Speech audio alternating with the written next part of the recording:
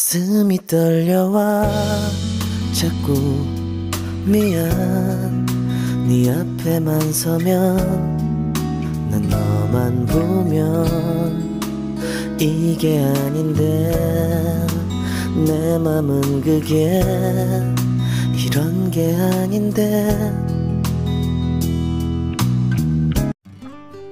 Good morning বন্ধুরা, welcome back to my channel. আমি সঞ্চিতা তোমাদের কাছে নিয়ে চলে এসেছি আমার ছোট্ট চ্যানেল সঞ্চিতা সঞ্জয় নিয়ে। আজ বৃহস্পতিবার আর দেখো আমি দরজা খুলেছি, দেখো ভূতু ঘরে ঢুকে পড়ছে। তোমাদের ভালোবাসা, আশীর্বাদ আর সব কিছু সঙ্গে করে নিয়ে আজকের ভিডিওটা আমি শুরু করছি।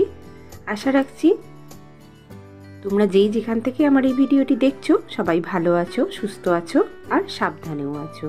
আর আমার পুরো ভিডিওটা দেখার অনুরোধ রইল তোমাদের কাছে। যদি ভালো লাগে তাহলে অবশ্যই যাবার সময় একটা লাইক করে দিয়ে যেও। নতুন বন্ধুরা তোমাদের ওয়েলকাম জানিয়ে আমি শুরু করছি আজকের ভিডিওটা।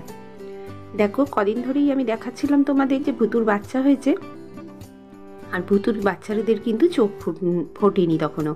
আর দেখো চোখ ফুটতেই বেরিয়ে এসছে সব আমার ওপরে হামলা, আর আমার বাড়ির সামনে হামলা হচ্ছে। তো যাই হোক, একটা দিকে খুব ভালো হয়েছে জানো, যে এদের কিন্তু সবকটাই ছেলে বাচ্চা হয়েছে। ছেলে বাচ্চারা কিন্তু পাড়ায় থাকে না, অন্য পাড়ায় চলে যায়। আজকে কিন্তু আমি ঘর আগে পরিষ্কার করব জানো, কারণ আজকে বৃহস্পতিবার। আর ঘরটা পরিষ্কার করা থাকলে কি হয় বলো তো, রান্না টান্না করে এসেই তাড়াতাড়ি করে কিন্তু পুজোটা করে নেওয়া যায়। তাই জন্য আজকে আমি ঘরদোর ভালো করে ঝেড়ে পরিষ্কার করব। কারণ জানো সব একদিনে একসঙ্গে করলে না ভীষণ প্রেশার পড়ে যায়। তাই জন্য আমি অল্প অল্প করে একটু একটু করে পরিষ্কার করে রাখি এক একটা অংশ।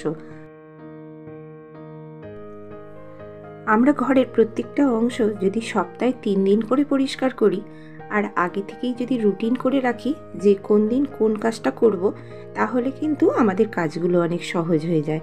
তা দেখো আমি ঘরটা পরিষ্কার করেছি 3 দিন, আর বাইরেটা পরিষ্কার করব 3 দিন। এইভাবে কিন্তু আমি অল্টারনেট ডে করে যদি পরিষ্কার পরিচ্ছন্ন করি, তাহলে কিন্তু আমার জিনিসগুলো পরিষ্কার পরিচ্ছন্ন থাকবে, আর বাড়ি ঘরদোরও কিন্তু পরিষ্কার থাকবে।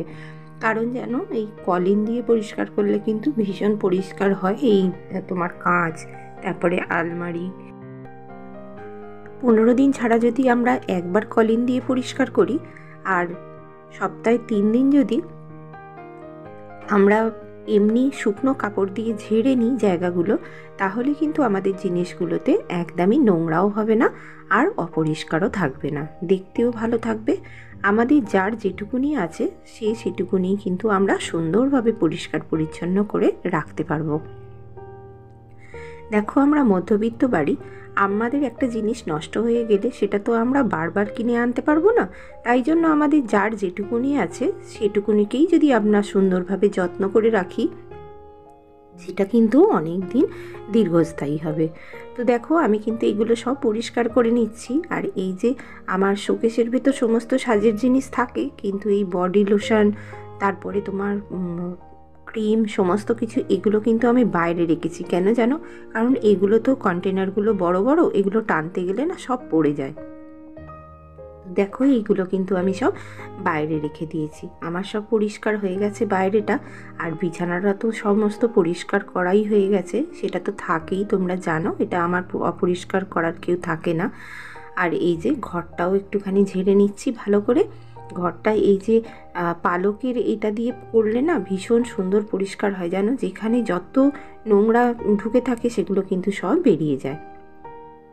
আর তোমরা এতদিন যারা আমার ভিডিও দেখছো তারা জানো যে আমি কিন্তু কাঠির ঝাঁটাও ইউজ করি, কিন্তু কাঠির ঝাঁটাতে না ভীষণ পরিষ্কার হয় যেন, নোংরাগুলো না একদম যেখানে বসে থাকে সেখান থেকে একদম বেরিয়ে যায়।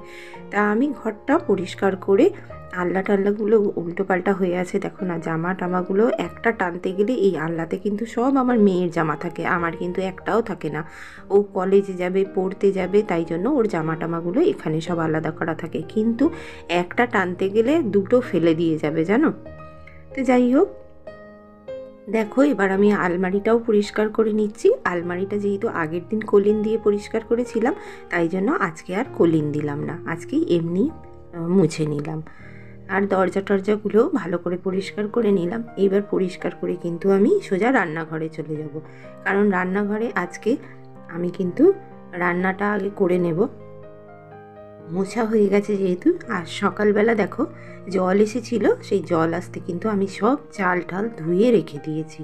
জানো তো জলটা না আমার ভীষণ সমস্যা, কারণ ওটা তো টাইমের জিনিস, আর টাইম মতো যদি আমি না করতে পারি তাহলে কিন্তু জলটা নিয়ে খুব সমস্যা হয় আমার বেলার দিকে, আর তুলেও রাখতে হয়, তাই জন্য ওখানে অনেকটা সময় চলে যায়, যেটা তাড়াতাড়ি করে আমি করেছি বলে তোমাদের আর দেখাতে পারিনি।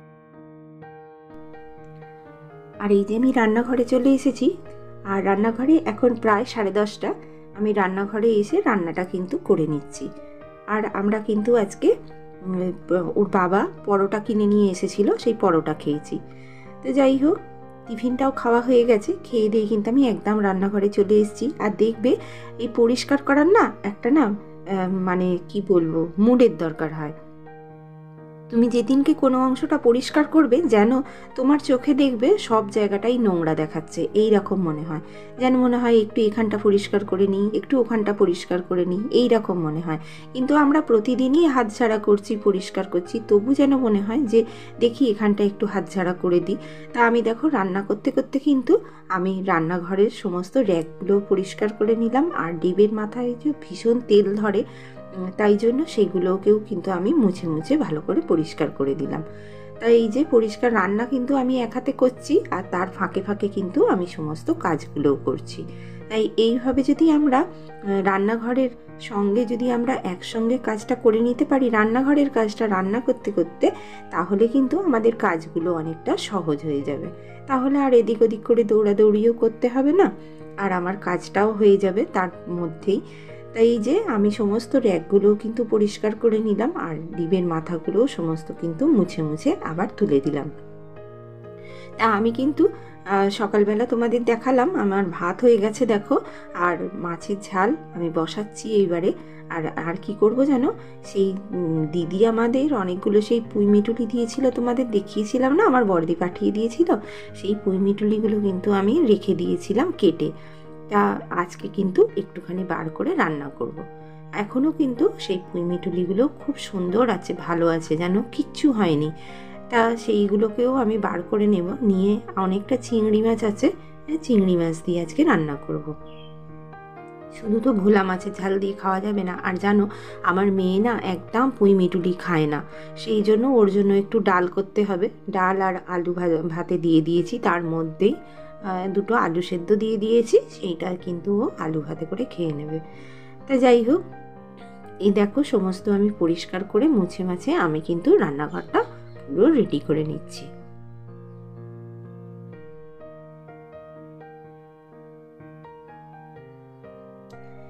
তো বন্ধুরা দেখো, কাজের ফাঁকে ফাঁকে কাজ করলে আমাদেরই কিন্তু অনেকটা সুবিধা হয়। দেখো এই যে পুঁই মিটুলিটা আমি এই দেখো ডিবে করে রেখে দিয়েছিলাম, সুন্দর করে কেটে, আর কিচ্ছু হয়নি। প্রায় জানো তো 1 মাস হতে যাচ্ছে আমার এই পুঁই মিটুলিটা। 1 মাসের মতো আমার কিন্তু একদম আমি স্টোর করে রেখে দিয়েছি, একটুও নষ্ট হয়নি, কিছুই হয়নি। তো এই চিংড়ি মাছ দিয়ে কিন্তু আমি পুঁই মিটুলিটা বসিয়ে দিয়েছি। যেহেতু আমার মেয়ে খায় না, সেহেতু আমরা দুজনেই খাবো, একটুখানি বেশিই করেছি। তো এইবারে আমার দেখো সমস্ত রান্না হয়ে গেছে, ডাল, মাছের ঝাল, পুঁই মিটুলি চচ্চড়ি সমস্ত কিন্তু আমার হয়ে গেছে। এইবারে কিন্তু আমি রান্নাঘরটা মুছে বেরিয়ে যাব, স্নান করে নেব। স্নানটা করে নিয়ে কিন্তু আমি এবারে পুজো করব। তা মেয়ে করতে পারবে না, সেই জন্য আমি কিন্তু আজকে বৃহস্পতিবারে পুজোটা করব। বন্ধুরা দেখো রান্নাঘরটাও আমি ভালো করে পরিষ্কার করে নিচ্ছি। আর জানো তো বন্ধুরা, যত তাড়াতাড়ি সকালবেলা ওঠা যায় ততই ভালো, কিন্তু শীতের সময় সেহেতু আমাদের উঠতে ইচ্ছা করে না, তবুও এই যে বেলা করে কাজ করতে না একদমই ভালো লাগে না, জানো তো। যত বেলা হয় যেন মনে হয় যে বাবা বেলার সঙ্গে সময়ের সঙ্গে কি করে দৌড়াবো। তা যত তাড়াতাড়ি ওঠা যায় কাজগুলোও তত তাড়াতাড়ি করা যায়, তাই জন্য একদমই আলসেমি করে বিছানায় শুয়ে থেকে আর সময় নষ্ট করে কি হবে বলো, উঠে যখন করতেই হবে তাই জন্য করে নেওয়াই ভালো। তা আমার এখানে দেখো কতগুলো টিফিনের বাসন ছিল সেগুলো কিন্তু আমি এই সিঙ্কের মধ্যেই ধুয়ে নিচ্ছি। আর সিঙ্কটা ভালো করে একটুখানি সাবান দিয়ে কিন্তু পরিষ্কার করে নিলাম, কারণ সিঙ্কটা যদি রোজ সাবান দিয়ে একটুখানি পরিষ্কার করে নিই না, তাহলে কিন্তু কি হয় বলো তো, ওই যে মুখটার কাছে সব জমে থাকে, সেইগুলোকে ভালো করে পরিষ্কার করে দিলে একটা বিচ্ছিরি একটা স্মেল বেরোয় সিঙ্কের ওই পাইপ থেকে, সেটা কিন্তু হয় না। দেখো আমার রান্নাঘর কিন্তু পরিষ্কার করা হয়ে গেছে। আর এবার কিন্তু আমি স্নানে চলে যাব। আর এই যে যত রান্নার বাসন ছিল আমার কিন্তু সব বাইরে থেকে আমি মেজে নিয়ে এলাম, সেটা তোমাকে আমি ভিডিও করে দেখালাম না। এই দেখো সমস্ত বাসন মেজে নিয়ে এসে আমি কিন্তু উপর দিয়ে দিলাম। এইবারে কিন্তু আমি স্নানে চলে যাব। তা আমার রান্নাঘর পরিষ্কার হয়ে গেছে, রান্না হয়ে গেছে, সমস্ত খাবার কিন্তু আমি ঘরে তুলে দিয়েছি। আর যে জানো তো আমার ঘরে মেঝেই বসে খেতে হয়, আর রান্নাঘরটাতেও তো ভীষণ জায়গা কম, আর খাবার জায়গাও নেই, ওরা কেউ রান্নাঘরে এসে খাবেও না।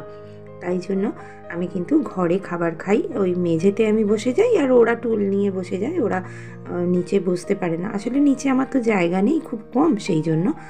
তাই এই যে দেখো আমার ঘরদোর পরিষ্কার হয়ে গেছে, আমি স্নান করে কিন্তু এবার ঘরে চলে এসেছি। আর আজকে যেহেতু বৃহস্পতিবার, সেহেতু আমি কিন্তু একটু ঠাকুরকে ফল কেটে দেবো, কারণ পৌষ মাস বৃহস্পতিবার, তাই জন্য ফল কেটে দিচ্ছি একটু ঠাকুরকে পুজো করার জন্য। তা ভিডিওটা দেখতে দেখতে একদম শেষ পর্যায়ের দিকেই আমরা চলে এসেছি সবাই। তাই এতক্ষণ যারা আমার সঙ্গে আছো ভিডিওটার সঙ্গে, তাদের অসংখ্য ধন্যবাদ ভিডিওটি দেখার জন্য সম্পূর্ণ। আর তোমাদের যদি আমার ভিডিওর কোনো অংশ একটু ভালো লেগে থাকে, তাহলে অবশ্যই যাওয়ার সময় একটা লাইক ও কমেন্ট করে দিয়ে যেও। আর নতুন বন্ধুরা যারা এখনও আমার সঙ্গে আছো, তাদের যদি ভালো লেগে থাকে আমার এই ডেলি ব্লগটি, তাহলে একটা সাবস্ক্রাইব করে আমার পরিবারে থেকে যেতে পারো। তোমাদের সবার জন্য রইল আমার আন্তরিক ভালোবাসা, শ্রদ্ধা ও প্রণাম। বৃহস্পতিবার কিন্তু একটা শান্তির দিন, জানো তো, কারণ বৃহস্পতিবার যতক্ষণ না আমি ঠাকুরের সামনে বসে পুজো করতে পারছি, ততক্ষণ কিন্তু আমার মনটা শান্তি হয় না। আর এই ঠাকুরের কাছে বসে যদি আমরা প্রত্যেকেই কিছুক্ষণ বসে একটু প্রেয়ার করি, বা ঠাকুরের সঙ্গে কথা বলি, বা ঠাকুরকে জানাই যে আমাদের কি সমস্যা, আর আমরা কিন্তু কখনোই ঠাকুরকে জিজ্ঞাসা করি না যে ভগবান তুমি ভালো থেকো, থাকলেই আমরা সবাই কিন্তু ভালো থাকবো। তো বন্ধুরা, আজকে ভিডিওটা এই পর্যন্তই রাখলাম, দেখা হচ্ছে আরও একটা নতুন ভিডিও। ততক্ষণ সবাই ভালো থেকো, সুস্থ থেকো, সাবধানে থেকো, টাটা।